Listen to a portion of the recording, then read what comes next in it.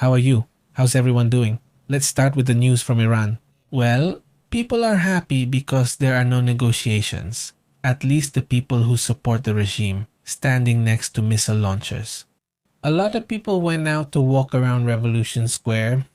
This, was to show strength and unity among, the followers of the Ayatollahs. Iran has just deployed, according to reports, in the center of Revolution Square, a Yohama Saha 4 ballistic missile with a range of 2,000 kilometers. Well, this is part of the footage. Basically, they don't seem worried at all about this situation. Another image that stands out is this one we're seeing here. Here we're seeing this ship, the one that was detained on Sunday. And there's talk about what this vessel was carrying. Well, they reported that it was carrying 155 ballistic missiles that were headed to Iran, which was part of, the raw material, right? It would be enough for about 155 ballistic missiles for Iran. This is what Trump was talking about today, and he seemed upset, right? It was basically a small gift from China. Of course, it's huge, isn't it? They're still building them, so they're still making missiles. Another image that stands out is this. Also part of the, celebrations that the Iranians are having. It's also worrying, right? This situation is huge, and there's talk of a potential coup, I mean, maybe it has already happened by now. It's a topic that's among the rumors drawing attention right now. But with rumors, they seem pretty consistent in the sense that what's happening could officially be called a coup. It's a coup from the point of view of those in power. It's just the Revolutionary Guard. But let's talk now about what's happening. Because there are already reports that Mazur Pesiskian was detained along with the Aragashi base and similar incidents. Something that obviously hasn't been confirmed but would show that the most radical wing is already fully in power in Iran, right? With what is known, at least that's what is being shown.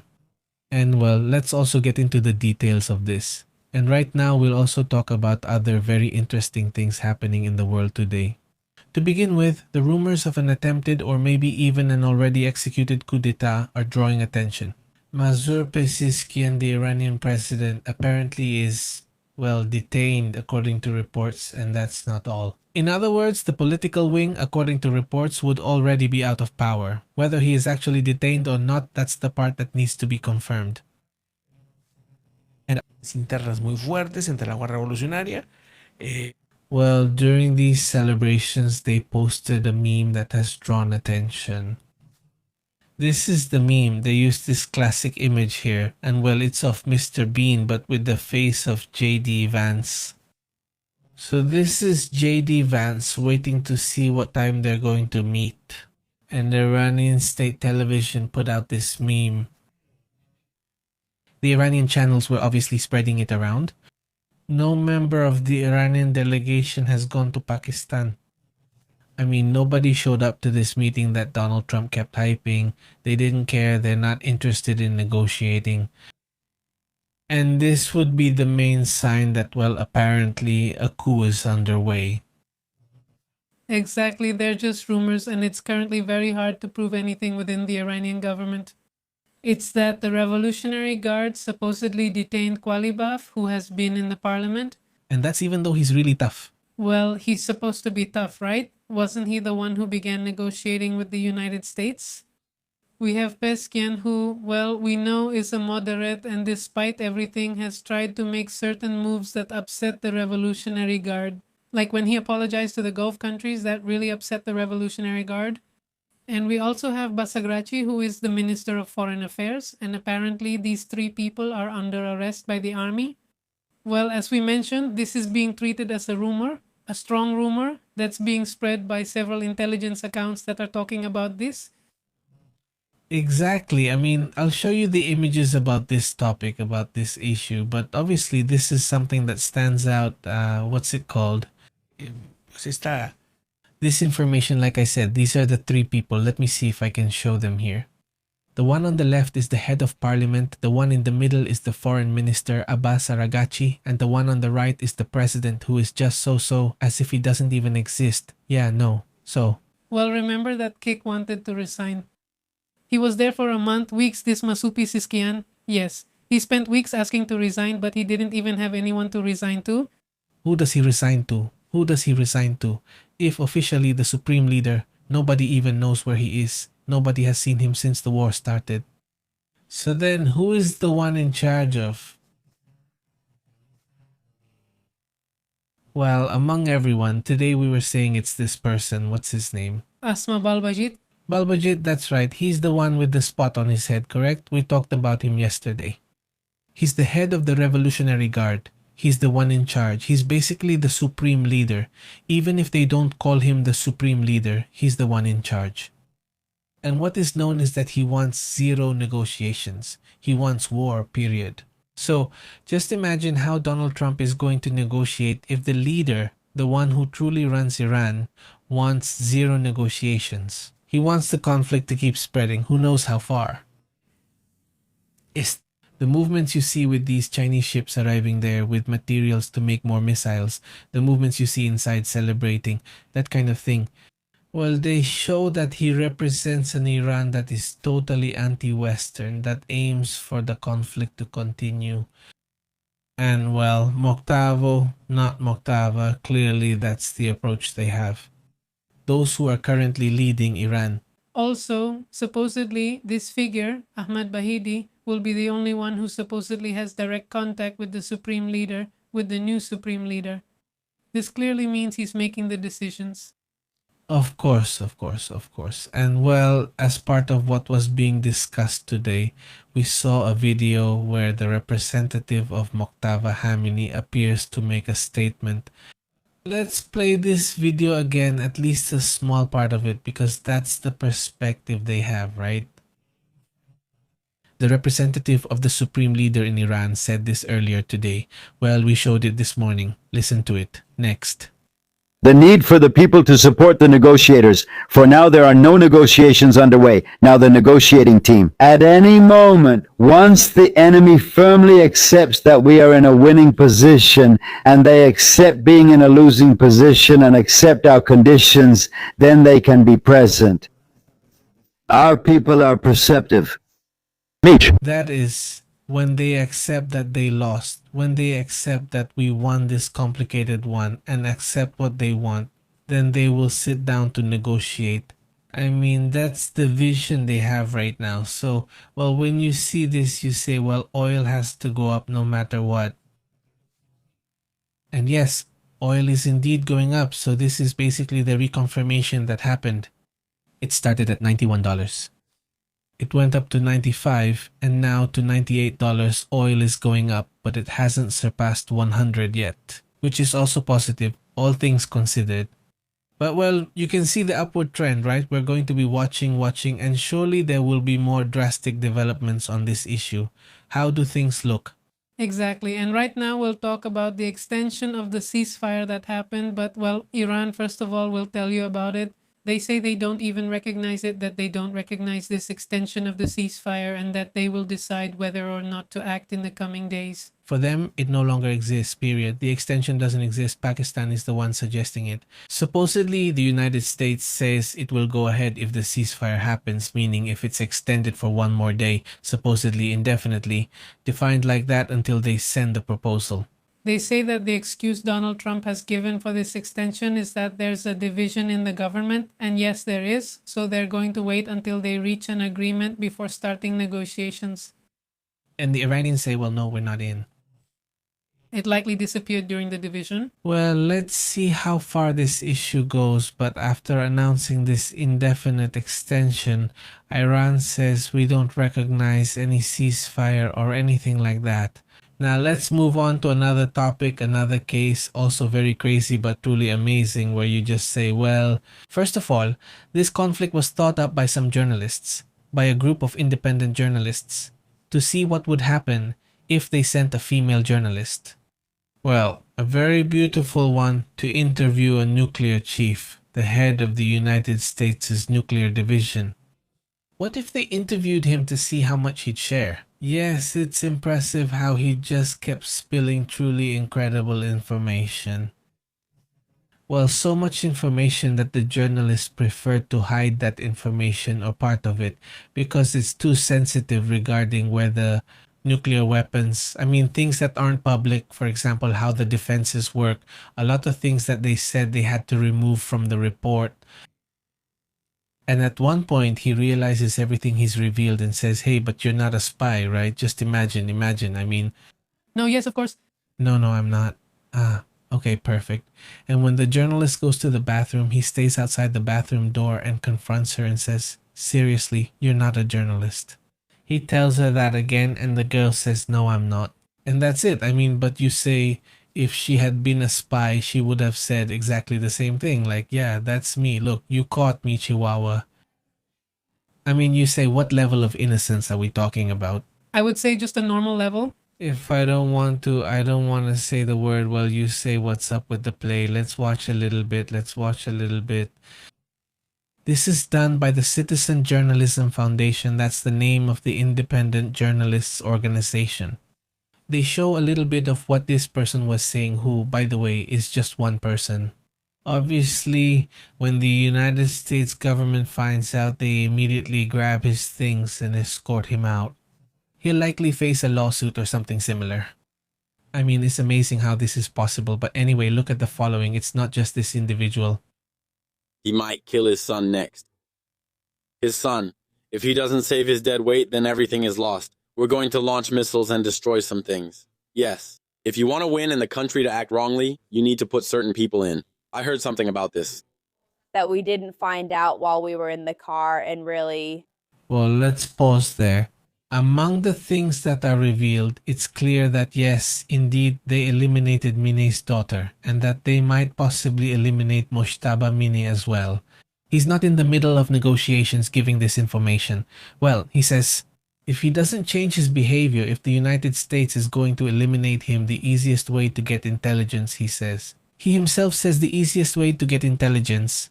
Send a pretty girl, talk to the guy, he says, and that's it. And then at one point, he talks about her eyes. I start flirting with her. The girl. When you listen to the full interview, and obviously she goes and flirts too. I mean, obviously she does. She uses her powers, her power. Suppose you don't need to be in an interview, I don't know. And he falls for it just like that. But he's a character. I mean, he's a very high-level figure. How is that possible? No. When you turn around and see that 11 scientists have disappeared, that's very easy, clearly. It doesn't matter how smart you are. What matters are the hormones. In the hormones, I mean control zones, he says your eyes have enchanted me so much, almost as if you were some kind of intelligence agent. He says, I told him. To him, he says it to the journalist at one point. Andrew Hook, the head of nuclear chemical assurance for the United States, was caught on hidden cameras, casually revealing highly sensitive information. Among other things, they revealed that the United States is developing chemical agents that go directly to the nervous system and basically eliminate you just by touching it. Exactly. In fact, he mentions that one of the chemists working in the United States came into contact with it and lost his life. Well, this is something that already happened inside the United States, something super dangerous, and that in theory, well, I don't understand. I think the United States is in a treaty that shouldn't allow this. Of course. And he says that basically whatever it touches, I mean, let's say you touch something like a door, all of that, anyone else who comes later and touches the same thing also dies. They also die. That's how powerful this chemical that was supposedly revealed is.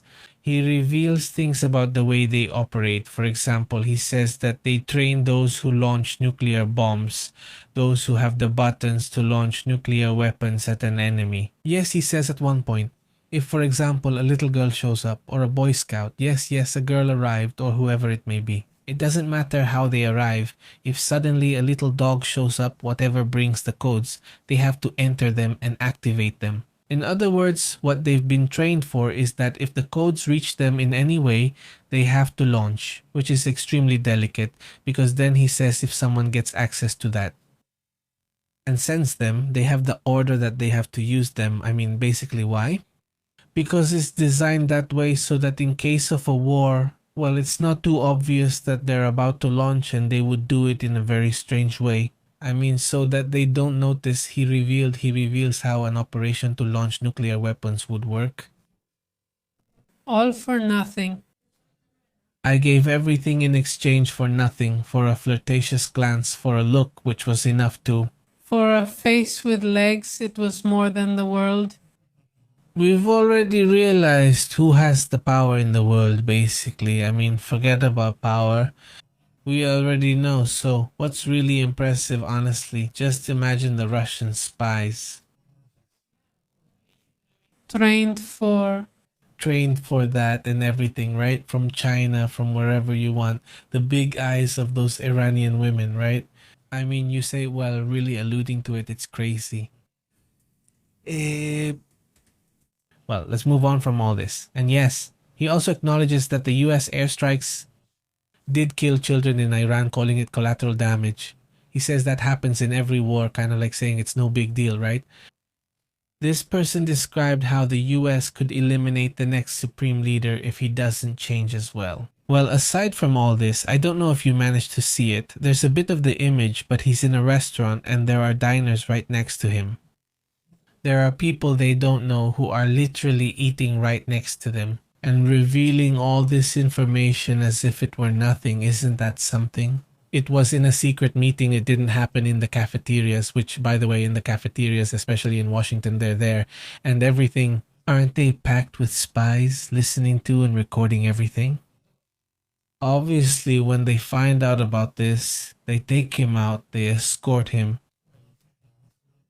They're not going to fire him. I mean, honestly, and with good reason, it's crazy. Honestly, I mean,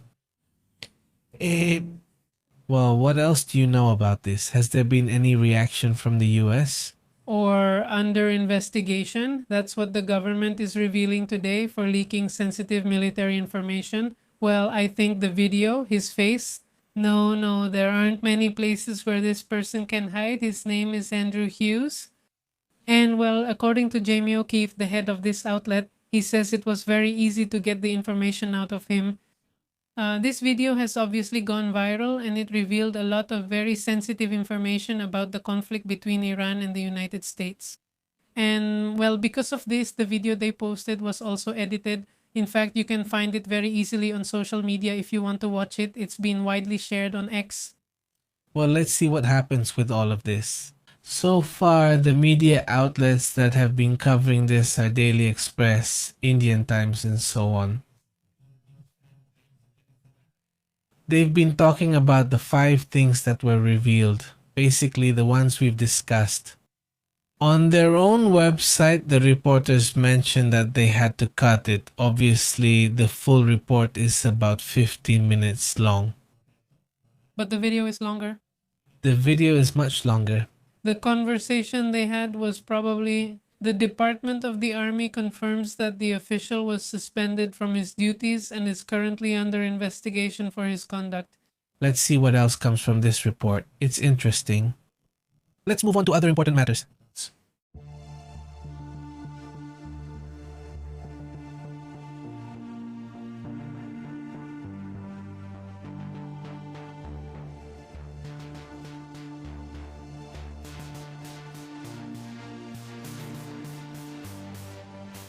Look at the following. It's a topic I want you to watch the video about. The video is this one, Kash Patel, by the way.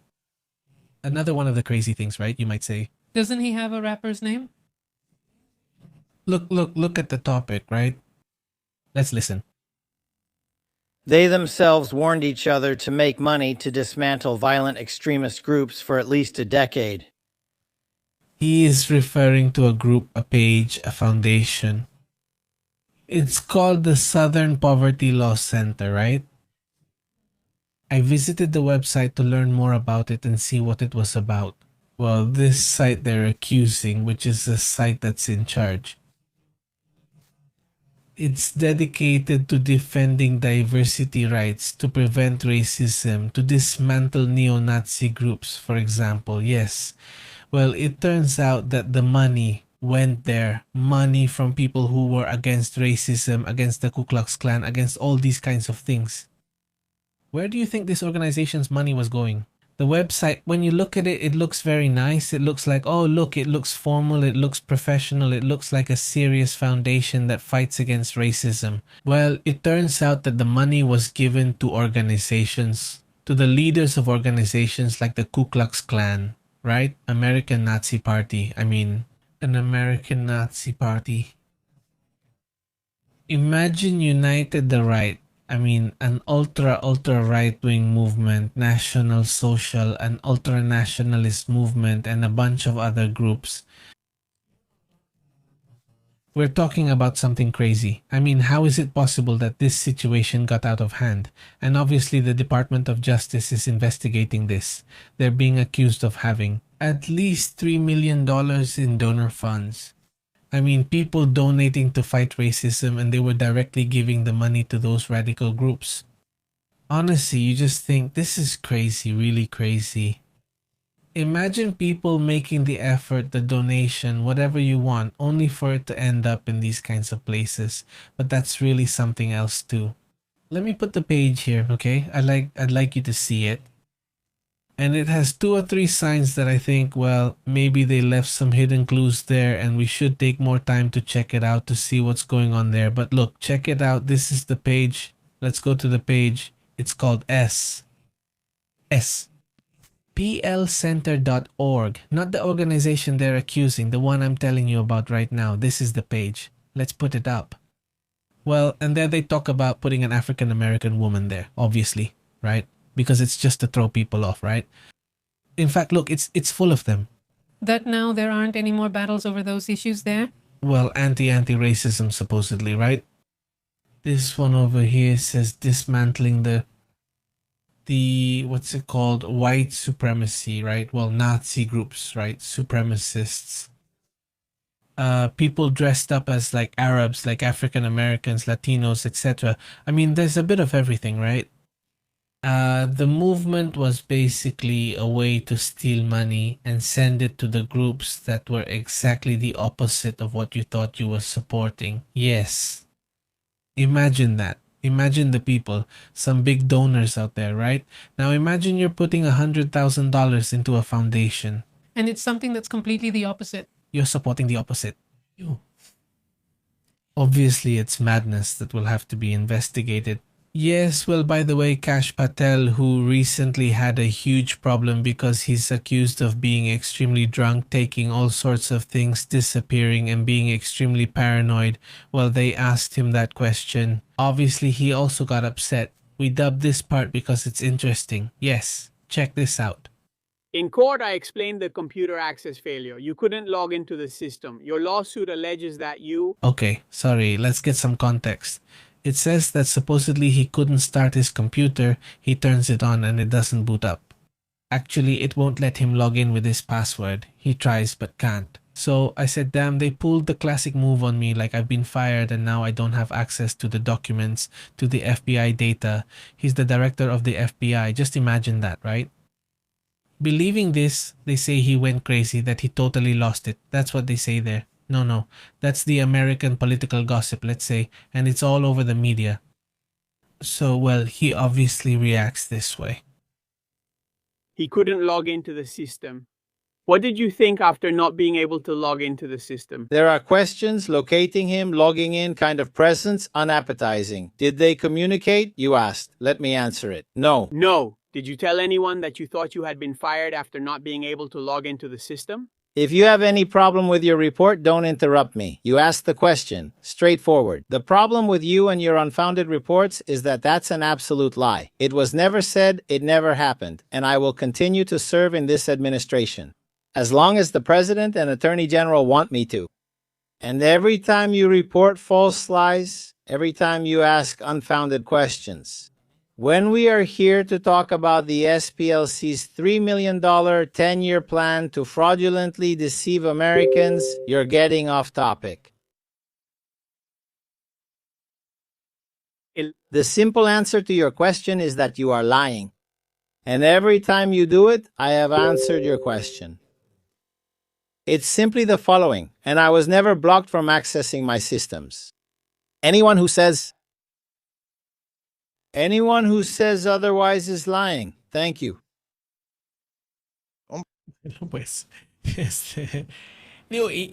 And judging by how he has behaved on other occasions, he always does the same thing.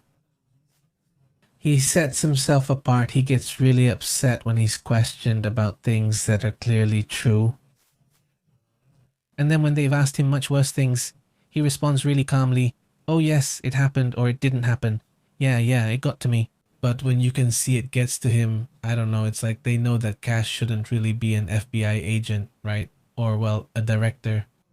He should be, look, even if they ask you the worst of the worst, you should be, well, calm, right? He's in intelligence, right? After all. But if you have, as they say, a short fuse, well, maybe you'll make it as a podcaster, right? I mean, but not so much as an intelligence director, obviously.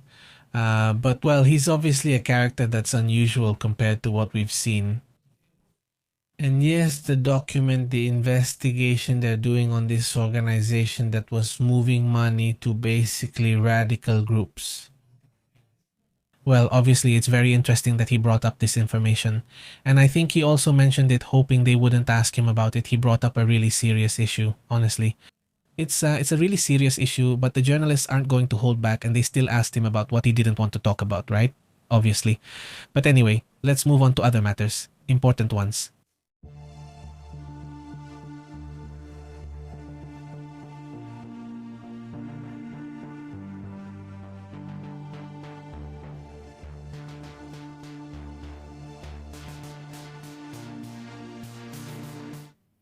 Well, now images are appearing and it's like the drums of war are already beating, right? That's what we always see, classic. Things start heating up and more images begin to come out. Well, propaganda images. On one side, it's propaganda. On the other as well, in the end, it's also about showing strength, right? Saying, we're here, we're gonna do this.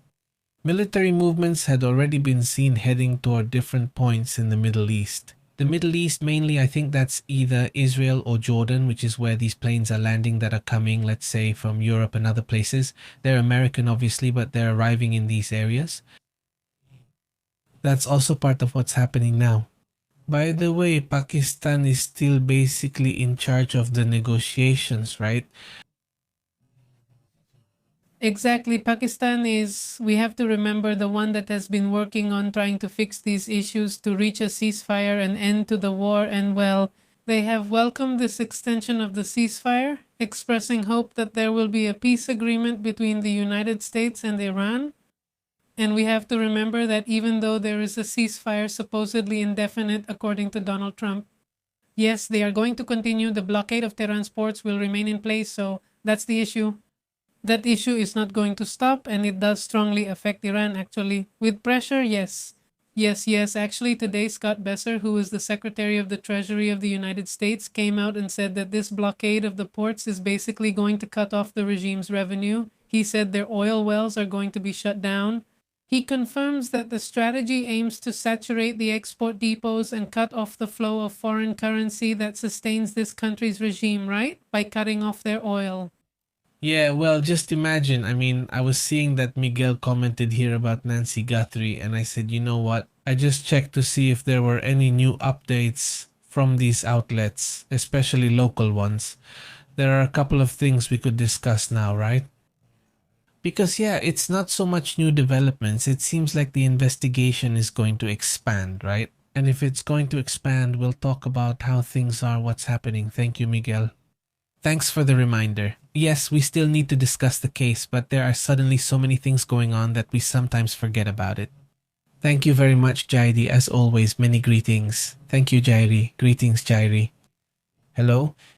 What else do we have from Pakistan, Iran, or this situation? Any other topics? Well, today, it is reported that since the war with the United States and with Israel began in Iran, Iran has been detaining a lot of people. They estimate that around 3,600 people have been detained by the regime, connected. Well, they say that they are spies, that they suspect them. Obviously, many people who are simply protesters, I mean people who have protested, who have demonstrated. There have also been some who have been supporting, who sent a tweet, for example, showing their support. The location of Something, not of an office. Of a launcher. A base and whatever. And these people were also arrested. This operation covers everything from espionage to spreading content and using technology to evade the advisor that it is. This means you use the Starlink or something to communicate with the outside through the internet, and well, this figure is reported thanks to the organization called Iran Human Rights.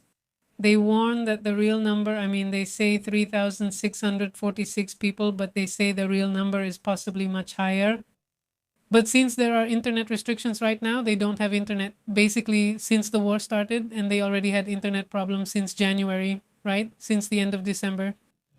So basically, Iran, the people in Iran, they've been silenced, right? And well, according to the NGO, which by the way is in Norway, the assessment is based on reports. The information they have is based on reports from state media on their own investigations. And they detail that at least 767 arrests happened after the start of the ceasefire on April 8th. Greetings to the whole community, by the way, who write to us, who send us photos like Raul Sachs. A big greeting. Thank you very much. Look, check out the picture that was sent to us via Telegram. Just so you know, we're also on Telegram and on WhatsApp too. I think you can't send photos on WhatsApp, but our email is there as well. He sent us a very, very beautiful picture, right? It's a hummingbird. Look, it's tiny. It landed on his hand. No, that's awesome. What luck. A hummingbird never lands on your hand, right? How do you do it? Do you just leave your hand there? Do they just come? Or how does it work? We must have a lot of trust. I saw it. They're very, very nervous little birds. Nervous, right? And I don't know what the other image is about. Maybe you can tell us what we should look at, and we'll share it in a moment, of course. But thank you so much for sending it right now. We'll put it up on the screen here for the community that's watching live. Yes. Which is, look, yes, I think so. Let me just check it. Let's see. Where is it? It's this one. Yes. Could it be this one? No, maybe this one. Here it is. It says Mano Amiga School. Together transforming lives. What could that be? No. You don't understand what that is? No. That's just how I see it. Maybe it's my dirty mind, so I won't comment. Maybe he's helping people and there's someone there. There's a person lying there. I don't know. Look, there it is. I don't know. Raul should tell us what the context of the image is. But this is the image. Look, there it is. Shared, right? This one.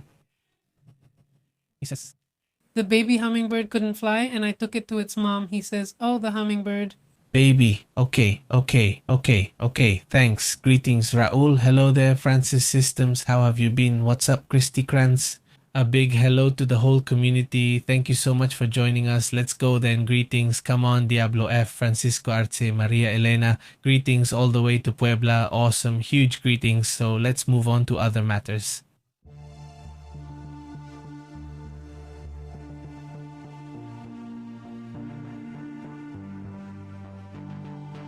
Well, Israel accuses Hezbollah of having violated the ceasefire, a topic that people have been commenting on since this afternoon because they have been attacking. So what's been happening? Exactly. According to the statement, the Hezbollah group, the target was a base called Kafar Giladi, which was chosen because they consider it an area where Israel is operating. Well, they blame Israel. Obviously, that Israel is committing acts, is violating the ceasefire. And once the ceasefire took effect, and since the ceasefire started, basically from then on, they have been attacking. So, well, it was known. Hezbollah claims they're responding to Israel, and Israel confirms there have been attacks from Hezbollah. The issue, as we've noted, is that the ceasefire is between Lebanon and Israel and doesn't include Hezbollah. They don't care. Despite the ceasefire, they'll keep attacking as directed in Iran. Yes, Iran is the one running that, and who's running it? Well, the same people from the Revolutionary Guard. So, if you want to know if Iran wants an agreement, just look at the conflict between Lebanon and Israel. And if you see that Hezbollah is attacking, it's because that's the order they're given from Iran. So, that's what we're seeing. They keep attacking, right? They know perfectly well, Hezbollah knows perfectly well that Israel is going to respond. And that's basically what they're looking for, right? For the conflict to continue, it's no secret that they've always been sponsored by Iran, and they still are.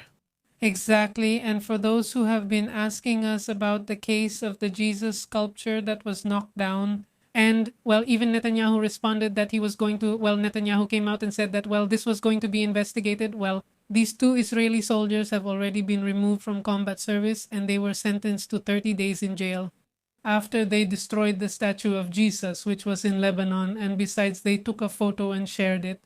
Obviously, this was circulating and doesn't help Israel's image at all, right? Exactly. I mean, the reaction, at least in this case, they did punish the soldiers who did this, and also Netanyahu sent a message so that this doesn't happen again. Directly, right? Directly, right? The truth is that it's super important, especially in these cases, to take care of the image of the government, the military, etc. Every country has to do it, obviously. That's the job of governments, to try to put out their own narrative. And it was logical that at this point, it's like the Iranians too, for example, the Iranians. When an explosive, a bomb, by the way, that came from Israel falls on a synagogue, do you remember? Yes, in a synagogue. Well, obviously they show the rabbi there. Yes. Iranian? No. I mean, saying, look, this is what's happening. I mean, everyone has their own narrative. And it's also a struggle, a war of narratives. I don't think this happened out in the open during the Second World War. Right? At least not as much, right? At least not as much, because the thing is, right now they're exposed 24 hours a day. Literally, well, I don't know about the case of this war between Iran and Israel, but literally in the case of Ukraine, there are soldiers who are right on the front lines. And they're talking to their girlfriends on their cell phones. They're streaming, telling how things are going. Something that, well, in World War II was unthinkable, right? So now also there's a part of war that's about how the world sees you. How does the world judge you? Which is very important when you want to have relationships with other countries. In the end, I mean, it's about how you want to relate, like you said, in the future with your partners, your friends, and all of that. Well, let's move on to other interesting topics as well.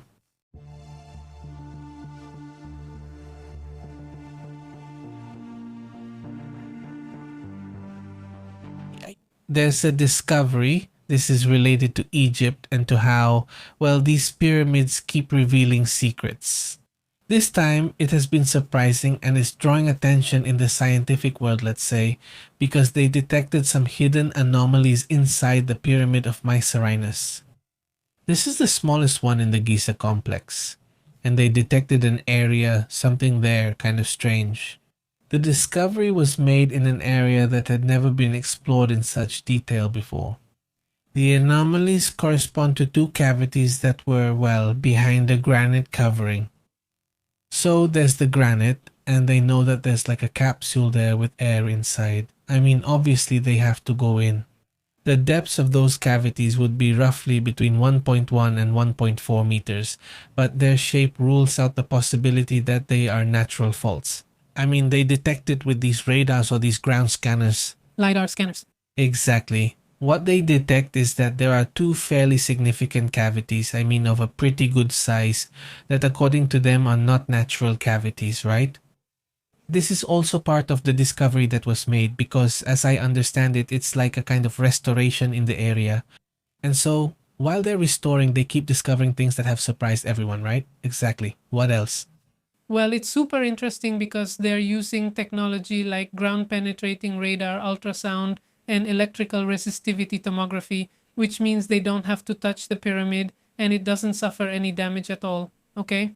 And this approach, which they call non-invasive, is part of a project called Scan Pyramids, which is led by Cairo University in Egypt, obviously, and the Technical University of Munich, which is giving this research a lot of credibility. The location of these cavities is important. It's extremely important because it coincides with an area that for years has raised suspicions among experts about a possible hidden entrance. And this basically reinforces the theory that there could be a sealed alternative entrance to the pyramid. This is crazy. I mean, now they're investigating if there's something inside, right? It's reinforcing the theory that there's this second entrance that I mentioned. And yet the scientists assure that this will be done with the utmost caution so as not to damage anything. If these cavities are passageways or chambers, then we're going somewhere and there's something there, right? That they're there or that it's a design to relieve the weight. So there are different theories, right? What they were hoping for the most and what they want the most, they say, is that it could have more secrets. I mean, that there could be things there, right? Things that haven't been discovered before. Obviously, I mean, that maybe something is hidden, I don't know, like papyri or something else, right? Some kind of treasure, so to speak. Far from being understood, these scientists, these archaeologists say, they say the mystery is still there. And he also says that there's still a lot left to explore underground. Because these pyramids still have mysteries, right? Many mysteries to decipher, so to speak, right? Besides, since it was known that there were conflicts among the Egyptians, suddenly, they would bury pyramids of pharaohs they didn't like or who were taken away. They would hide or scrape off their names. So, suddenly, that's how they were able to discover a few more things. They say that these anomalies are still in a sort of preliminary investigation before something important, but it's still not clear what's there, right? Exactly. It's going to be interesting. Above all, I think the most important part is that it doesn't get destroyed. Often, to make discoveries, they destroy other things. With advanced systems, they don't even need to touch them. That's right. Let's address the other key matters too. They lifted the mummy? Bro, yes, no, they didn't lift her. Also, notice that there's a very serious issue. This man, Rafael Grossi, well, he's the UN official who's been most visible on this issue. In the end, Antonio Guterres is nowhere to be seen. Rafael Grossi is calling for a more active and pragmatic role from the UN in international conflicts. He's not even talking about the nuclear issue anymore. No, not anymore. I mean, he's already criticizing the UN himself, as if saying, look, the UN is not being taken into account. Sometimes on purpose and other times simply because they just haven't known how to operate it, or I don't know, it's a huge issue. The Argentine diplomat's candidacy underscores the need for a stronger institution with greater involvement in bodies addressing global crises. That they basically give it the power to step in and speak directly with the countries and put pressure on the countries so that, well, it can function, right? Because without that, obviously, this organization doesn't make sense. The Argentine diplomat, director of the IAEA, well, remember that he is a candidate to replace Antonio Guterres. Exactly. What he said is that right now the war is also spreading. He says there is no continent that isn't experiencing this resurgence, or rather, all of them, even though Latin America isn't at war, it does feel the effects with rising prices, for example. And this besides the fact that the UN, he says, is always staying on the sidelines, and it's not possible for it to stay on the sidelines. It's not possible for it to do absolutely nothing except hold some votes. And oh well, someone said that you can't even vote anymore and absolutely nothing is done. Exactly, you can see they've already left. That's how things are. That's how these matters are. And well, in the meantime, there are also other, let's say, international matters. The United States claims that the blockade of Iran's ports will not only continue, but that this pressure will be extended indefinitely. Just like the agreement, which is also a topic we were talking about a little while ago. Another issue that also remains unresolved is what happened in Italy and Russia. Exactly. There's a person like that. Basically, he's the spokesperson for the Kremlin. This Solovey, Vladimir Solovey, is a Russian television host. And the other day, he made quite sexist comments about the Prime Minister of Italy, Giorgia Meloni. So, obviously, today there was a reaction from the Italian government, and they decided to summon the Russian ambassador in Italy because of the insults, sexist insults from this propagandist who always criticizes any country supporting Ukraine have really drawn a lot of attention, haven't they? That there is already a reaction at the ambassador level. After all, this person is the voice of the government, right? And that's very clear. He used terms like whore Meloni, disgrace to humanity, beast by nature, and so on, right? So his comments were pretty harsh. Well, this is obviously a huge issue, and, well, he's always been a controversial figure, right? Always controversial. This individual also, well, I think there are other matters that remain pending before we move on to what's happening with Nancy Guthrie and other issues.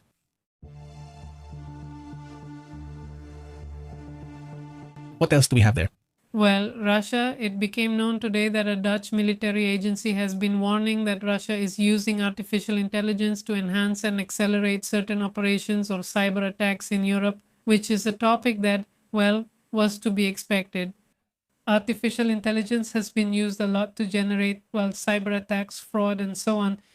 And, well, according to the annual report from the Dutch Intelligence and Security Service, It says Russian actors can carry out their cyber attacks at a high rate, partly because they manage to partially automate their offensives, even using AI. Yes, this report warns that the use of AI to carry out these attacks is basically becoming automatic. They're already managing to make everything more automated. Obviously, the speed multiplies. If before they managed, I don't know, 5 attacks a month, now they can do 10. Also, the reach is much greater. They're managing to automate what used to be manual work, so it's become much easier and faster for them to carry out these attacks.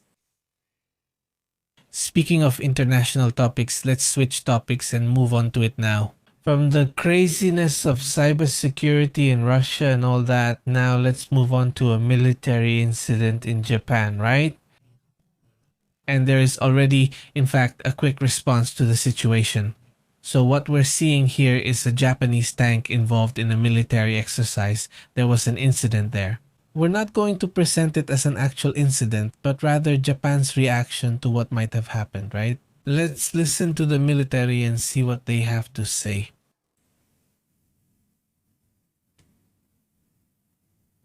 Today, April 21st of the 8th year of the Reiwa era, around 8:39 a.m., during a tank gunnery exercise at the Hayudai training field, a shell exploded, killing 3 of the 4 crew members aboard a Type 10 tank and leaving 1 injured.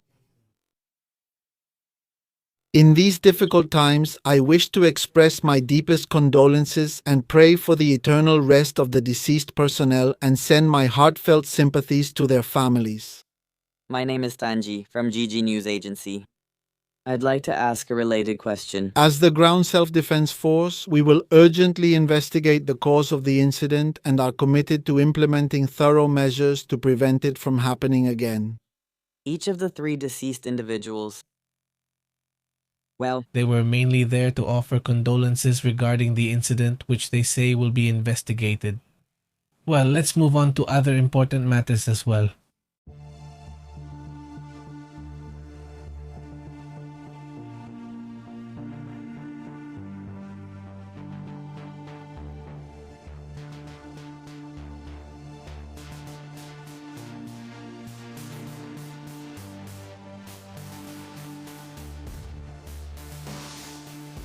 Well, let's hope she's okay.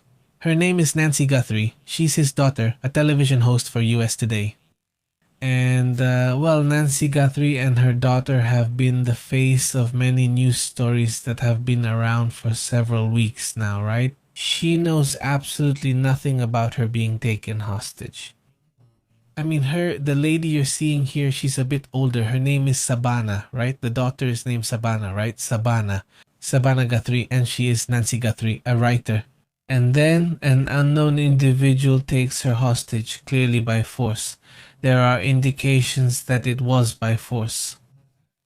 And now there is a very curious citizen petition. According to what a group of volunteers with a lot of experience in missing person searches reports, a group of volunteers with extensive experience called United Cajun Navy is offering to mount a search operation and participate in the search for Nancy Guthrie. They need the sheriff's permission, which they currently lack. The organization stated that they are waiting for express authorization from the local authorities before starting any action, because otherwise they could get into legal trouble since in the end the person responsible is the sheriff exactly. So, I understand the last time she was seen was on Sunday, February 1st. Now we're in April. What? The 21st. Just imagine all the time that has passed. The lady is already an elderly woman who has medical problems, etc. She had a pacemaker? Well, she has a pacemaker? Yes, she has a pacemaker. I mean, it's obviously been a problem. The request has already been made. It was even posted on change.org. People are demanding that the sheriff allow this organization to conduct a search. Another thing that stands out, there is an expansion of the investigation by the FBI, according to what I'm seeing now in more local reports. It's almost like it's becoming national now. Nobody is talking about the subject. Honestly, they're forgetting about the topic. It's been, it's almost 80 days now, right? A little less, it's 80 days. The lady, the 84-year-old lady right now, there's no trace, not even any clues. if she's alive, I mean, there's no communication with, well, the kidnapper or whoever it is, no. The FBI has declined to comment. They only assure that the investigation is being expanded, but they don't say in which direction. Obviously, there isn't an investigation in the surrounding area where they've observed some activity, but we don't really know. They haven't wanted to say much. They've been very secretive. So far, the authorities believe she was taken in the middle of the night, but they haven't found any trace of her or those responsible for her disappearance. It was reported that his disappearance, well, there was even a DNA sample that turned out not to be his. I mean, it wasn't from that individual, it was from someone else. We know that. Well, so far there is no clarity in the case. That's just crazy. Guthrie worked as a spokesperson for the University Medical Center at the University of Arizona. He has a professional background. He wrote 1 or 2 books. We know she was a well-known lady in the community, and besides, her daughter is famous all over the United States. So, well, I think that's why the case got a lot of attention, and even so, people complain that the authorities haven't done enough, that there wasn't coordination between the FBI and the sheriff. The investigators haven't revealed how the alleged kidnapper got into the house. For example, there were no signs of forced entry. For example, that's something that stands out, but there were signs that she resisted leaving because there were traces of blood at the scene. That also stands out, and she, the daughter who is a TV host, has even gone back to work because a lot of time had passed, and she said that at some point you have to go back and do certain adult things like working, right? And well, the lady has already gone back to work. I mean, the daughter, and there are no signs of what's going on. No, absolutely no information. About 2 or 3 weeks ago, we mentioned that someone offered to give money to people who provided information, not just anyone, but those who gave information, but not to give it to the sheriff. That was the rule set by the person who was offering money to people who knew what happened, so they would talk, but well, they just don't like the sheriff. They dislike him. Many are upset with the sheriff's actions. No, he hasn't convinced them, let's say. And what seemed like a case that was going to be solved quickly at first has turned out to get more and more complicated. He's not there. Yes. Extremely complicated. It doesn't seem like this is going to be resolved at all. Well, that's how things are. Meanwhile, in Cuba, these flights keep showing up, right? Huh? According to the reports, there are still flights. I imagine we're going to keep seeing these kinds of drones all the time. This is a Black Cat 6, according to reports from the United States Navy. By the way, according to what they show in this image, it's not part of the movements either. Also, Lufthansa, this European aviation company, is going to cancel 20,000 short-distance flights. Imagine having to get to this point between May and October. There are already 20,000 short flights cancelled. Yes, because they don't know what's going to happen with the supply of fuel for airplanes, and this way they save fuel because, well, there's not enough fuel. Due to the conflict involving Iran, the United States, and Israel, Europe is also upset about the issue. They don't get involved in the issue because it bothered them that they couldn't prepare, not being warned about the coming conflict. Exactly. Iran International starts sharing that they received a video where you can see a person from a group called the Committee to Help Imam Khomeini, the supreme leader who had lost his life. In this video, they are asking for donations to fund the mausoleum of the supreme leader Ali Khamenei. We should remember that he hasn't been buried yet. They are terribly afraid to do this because they know there are many people, obviously from the high ranks of the regime, while it would also be a danger for them. And well, according to the video, the announcement calls on citizens to contribute with religious payments, including khums, zakat, and charitable offerings to help pay for the mausoleum. It's really crazy because how big do they want it, or do they not even have a penny? Or not, or maybe they really have nothing. That's also possible. It could be the case. We have to remember that Iran was already heavily sanctioned, and now, well, it's even more so. It's completely blocked, and that's also part of the economic problems that Iran has. Let's move on to other important matters.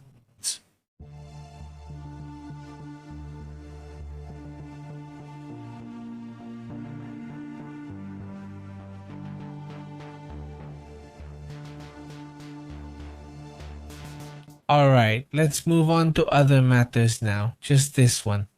Well, this afternoon we made a report for our friends who are watching us in the United States. We made a report about how from April 23rd through the 25th or 26th, strong storms are expected from Texas all the way to Illinois. Basically, that's it. Last week there were about 70 tornadoes throughout that corridor, so there will be a lot of activity, hail, potential tornadoes, and rain. We made a full report about it. It lasts about 78 minutes, so you can check it out. I mean, if you live in that region of the United States, I think you might be interested. So let's move on to the comments.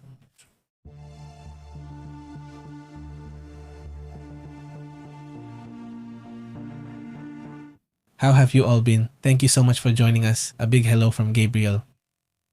A huge hello as well to Gabriel Ofe Mendez Wilson. Greetings to Blanca Barcelo. How have you been, Miguel Alejandro? How have you been? Thank you so much as well for reminding us, Miguel, about this situation because we shouldn't forget it, right? Blanca says she was told how long it lasted without closure. Living with doubt must be unbearable, of course. And if it ends, I'll say it here in Mexico. There are so many disappearance cases, and for the moms and dads, not being able to get closure is really tough, right? Obviously, and I also feel like there's been a real lack of empathy from the government, from the media. I mean, like, people just don't empathize much. And it's also a part that's really painful, like nobody wants to take responsibility for it, nobody wants it. But in the end, it's something that has to be done. Closure. How do you do that when they're not here? Yes. There it is. He says it won't cost. He won't say, Daddy, they're already following up. The case of the girl who entered a building and never came out alive. Who could it be? I'm not talking about that old case, probably. I think it's the other one. I don't know about that. He'll tell us right now. Which case? Greetings to Gabriel Duran. He thanks you. Same to you. Greetings.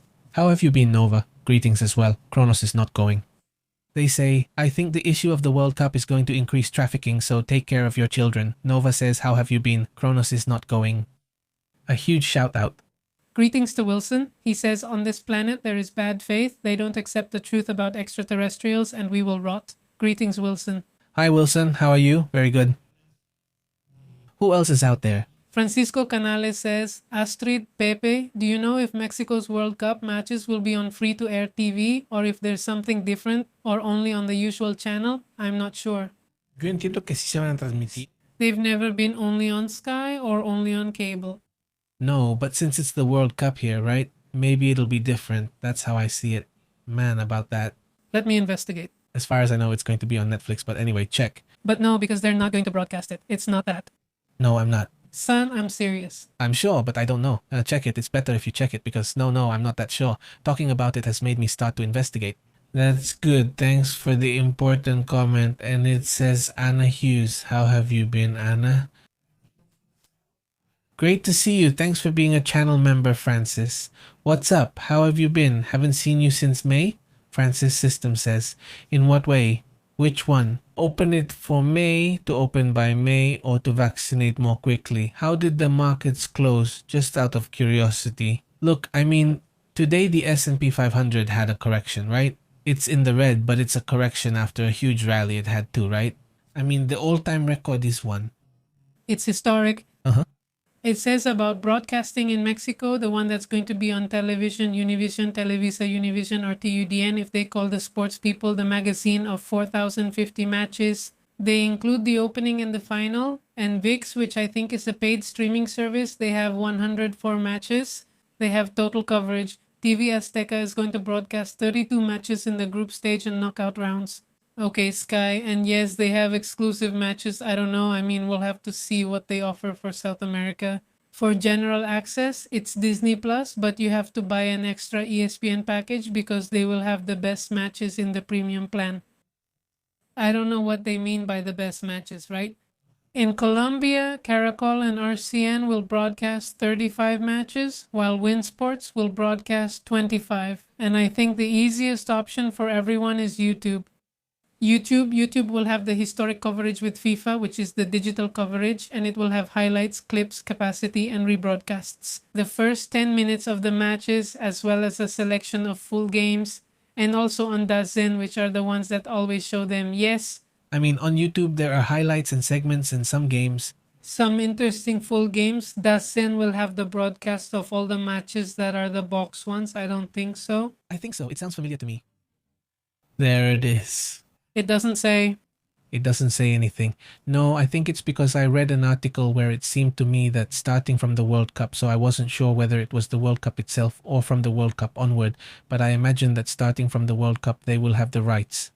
Yes, because that doesn't seem right to me. Look, do it like this. Put Netflix soccer. Broadcast TV, Channel 5, and even cassette. So, well, there they are.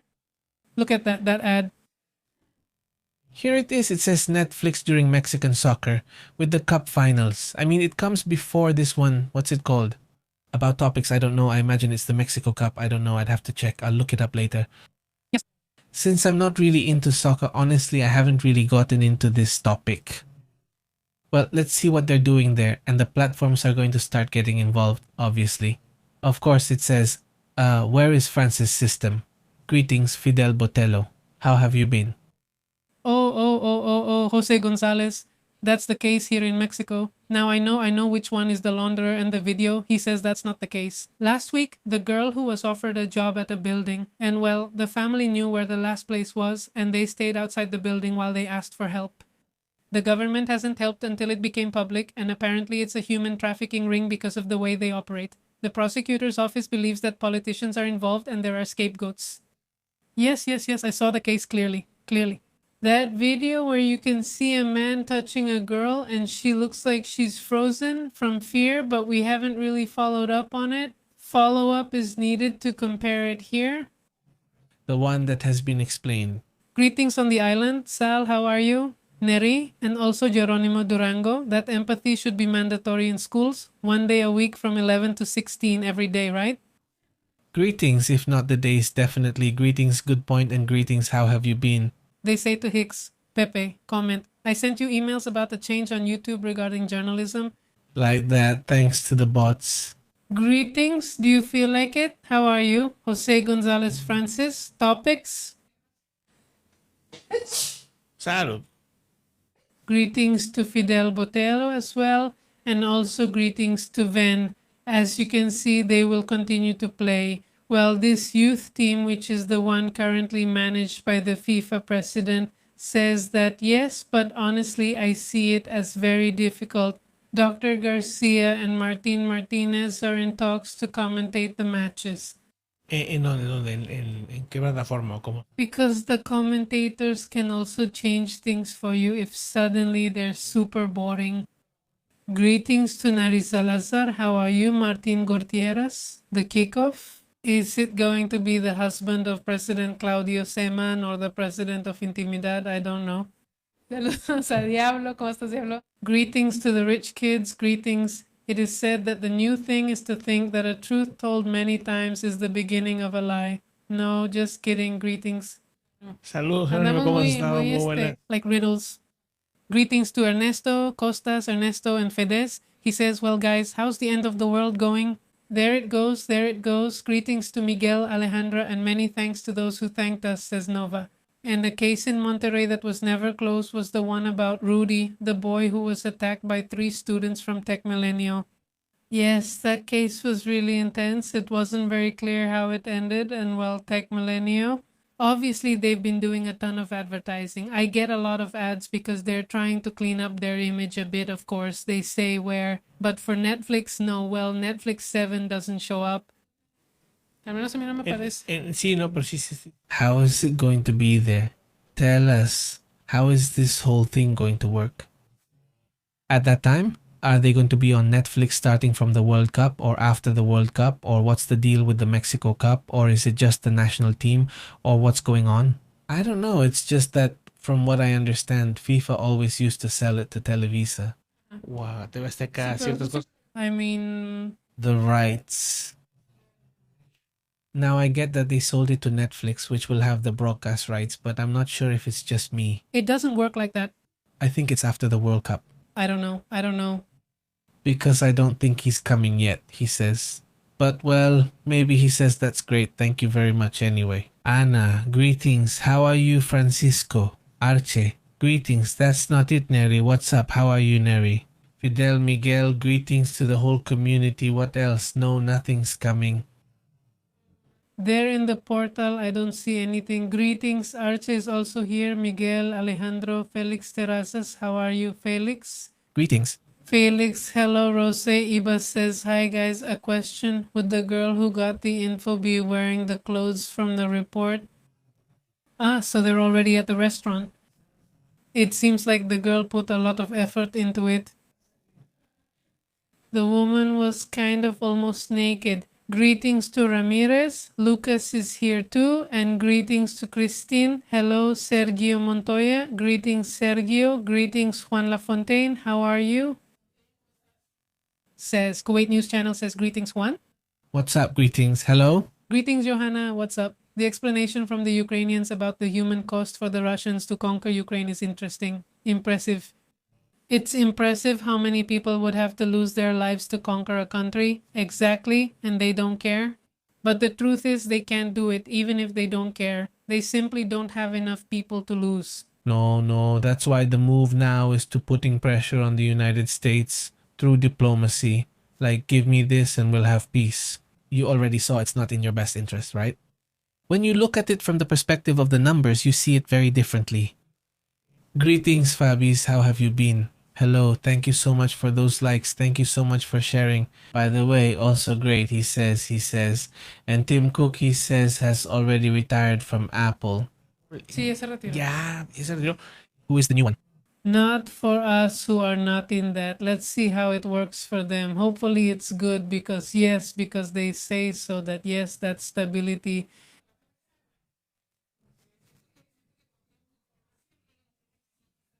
It didn't shine like it did with Jobs, I think. In terms of innovation. Yes, as a medium. That was innovation, not this one with the other. Crazy. I mean, I don't know. I imagine that the pressure has something to do with it. I mean, having a CEO obsessed with being, since then, cell phones are the way they are, thanks to them. They innovated a lot. Greetings to Alex Medina who says, hey Pepe, did you know that a Cuban-American businessman is going to govern Cuba? In the news, here in Miami, United States, they say they've only had talks so far due to the issue with Iran. Yes, Marco Rubio has been saying several times to Cuba to talks. He goes himself. He goes to Cuba. Did I send you the note? Has he been going to meetings? Yes. Maybe he does meet, but no, I can't imagine him getting involved. But he's in direct talks. Yes, in talks. Yes, this was in the Dominican Republic, but no, I don't think Marco Rubio is going to send anyone. No, because Marco Rubio, basically, it's like if the president himself showed up. They send the whole delegation, everyone like that. It's a big deal to get him out, but in the Dominican Republic is where they've been seeing Castro's son and all this stuff basically to negotiate. No, his information, yes. Yes, right now, United States Department of State officials met in Havana. But in Havana, yes. Look, I didn't know that. It's a fact. Yes, because normally you wouldn't see them inside Cuba. So seeing them inside Cuba, that's interesting. Yes, tomorrow we'll talk about it. We'll analyze it. No, sí, está muy loco. Greetings, Yolanda Rosales. How are you, Yolanda? Also to MT, also to Eric Gomez. How are you, Eric Gomez? To Edicia Sendeño. How are you, Edicia? To Wendy Arias all the way in New York. How are you? Greetings. They're just arriving. Francisco, is it Viene Legando or si escribe? I'm just asking. This one is very young, yes. He's very young. So, what happened with the truce then? They made and then extended the truce. Yeah, it continued just like... You said... Francisco Arce, it continued. Well, yes, it continued perfectly. Because it's indefinite, it's better now. The next truce. Or ceasefire, it's indefinite, and besides, it's a ceasefire that either side can break at any moment. Both can break it 100%, and it starts the... Both countries are moving, getting ready for the next step. Basically, no, it's apparently more conflict, he says. Greetings, Francisco, how have you been? Check out the beginning if you can, because of the potential... What do they call it? Well, coup d'etat, basically, no, I can't think of another name. I mean, because that's what I say. That's basically what we've been experiencing, right? You're seeing how the leaders are no longer politicians. There's nothing left. Just this idea that the coup d'etat is already complete. No, because they block it. I mean, what's the excuse that Washington uses to block it? Well, I mean, they're so divided that I don't know who to talk to with this one or that one or this one or that one. I mean, I don't know who to talk to. So, well, come to an agreement. You guys work it out and then send it to me. The proposal, that's basically the summary. But I mean, look at the whole thing, right? Greetings, Francisco, says Rosa Rose Rose and goes Kash Hidalgo. How about you? What are you like? Jose Ivan, caché y galo. Greetings. Thank you so much for being a member of the channel, Rose. I send a big greeting to you and your family. How have you been, Geronimo? Greetings. They say Guantanamo for holding meetings. Cheers, Geronimo. How have you been? Very good. So how have you been? Greetings. Very good. He says he's not going. The successor is named John Thermos, and he's the one who worked on the M1 chips, and now everyone followed the ARM format. Yes, they say the team is leaving due to the unresolved AI issue, which they haven't managed to solve. Connecting it with the iPhone is still an unresolved issue. What's it called? You say the name. Thermos. Ándale. Starting September 1st. It's from his birthday.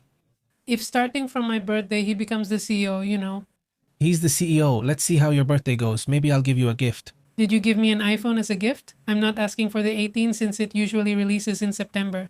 If he asks not to give me the 17, let him give you the 19. Well, the 20 just once. Well, he is the CEO. He is an executive engineer. Ask. No, it's not him. He is the executive engineer.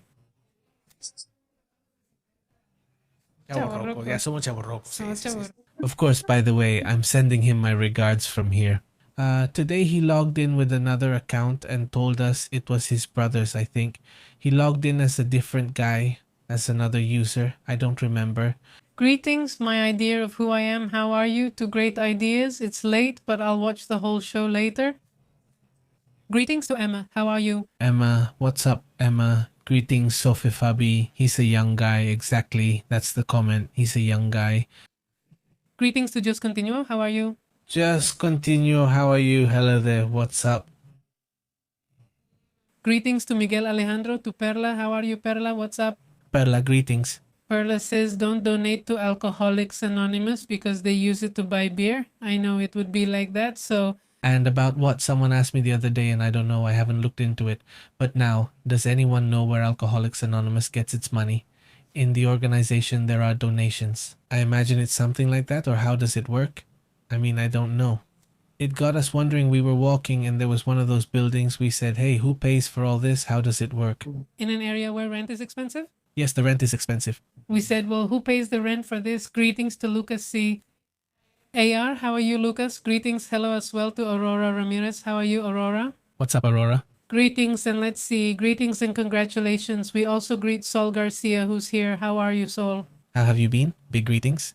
Odilia Guzman Constantino. Awesome. Shout out to the whole community. Well, let's go. Let's go, guys. Remember that we're on WhatsApp and we're on Telegram and we're also on Facebook.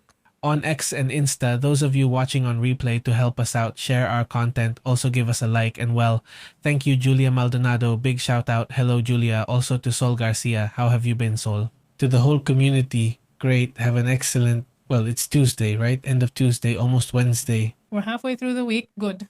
Let's go quickly then. Take care. See you later. We interrupt your regular programming. Thank you for tuning in to La Verdad. This is Pepe Live. The truth is intense. The unusual is real.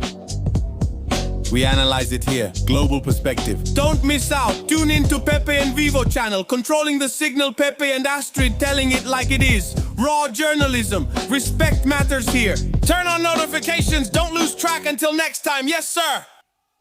We're taking attendance. Subscribe.